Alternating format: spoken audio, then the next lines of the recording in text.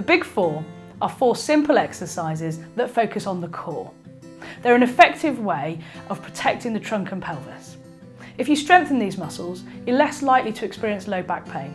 You can also improve your posture, help with balance, and make physical activities easier to carry out. First, you need to do something called abdominal bracing.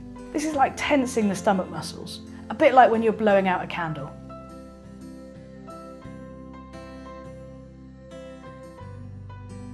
The curl up is a safer alternative to a full sit-up or a crunch. It's particularly good if you've had a history of low back pain. Lie on your back with your hands under your low back, palms down, and bend one leg up with your foot flat on the floor. Engage your abdominal bracing. Then move your torso, shoulders, head and neck as one solid unit, ensuring your head is in line with your torso at all times. Watch that you don't tuck your chin in or jut it out. You only need to raise the shoulders off the ground a few centimetres for this to be effective. Hold the position for 8 to 10 seconds and repeat up to 5 times, resting in between.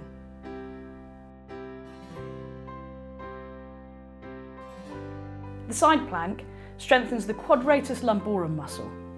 This is an area that's often found to be weak in patients with a history of low back or pelvic pain. Lie down on your side, resting with your forearm perpendicular to your body. Your elbow should be under your shoulder with the opposite hand resting on your hip. Engage your core using your abdominal bracing. Drop your top foot slightly in front of your bottom foot. Now lift your hips off the ground until your body forms a straight line from head to toe. Hold the position for 12 seconds, rest and repeat for 10 seconds. Rest again and repeat for 8 seconds. Then switch sides.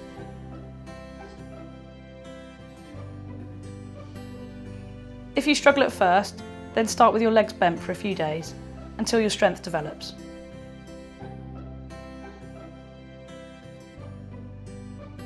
This exercise is great for strengthening your whole core and targets the back extensors. Begin on the ground on your hands and knees. Now, engage your core. That's the abdominal bracing we mentioned. Keep your back flat. Now slowly raise one arm so it's parallel with the floor. Now do the same thing with the opposite leg, keeping your core engaged the entire time. Once you're confident with this move and your pelvis doesn't rock from side to side, you can do the move simultaneously. Repeat until you start to feel tired or fatigued.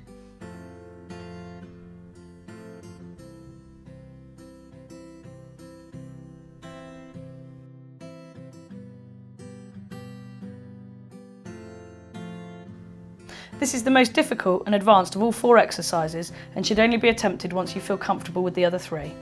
Start on your elbows and knees with your forearms parallel. Your legs should be hip width apart. Straighten your knees and raise your body so you're supported on the balls of your feet.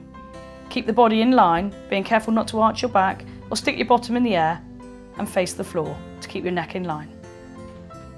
Hold this position for 10 seconds, rest and repeat for 8 seconds, then rest again and repeat for another 5 seconds.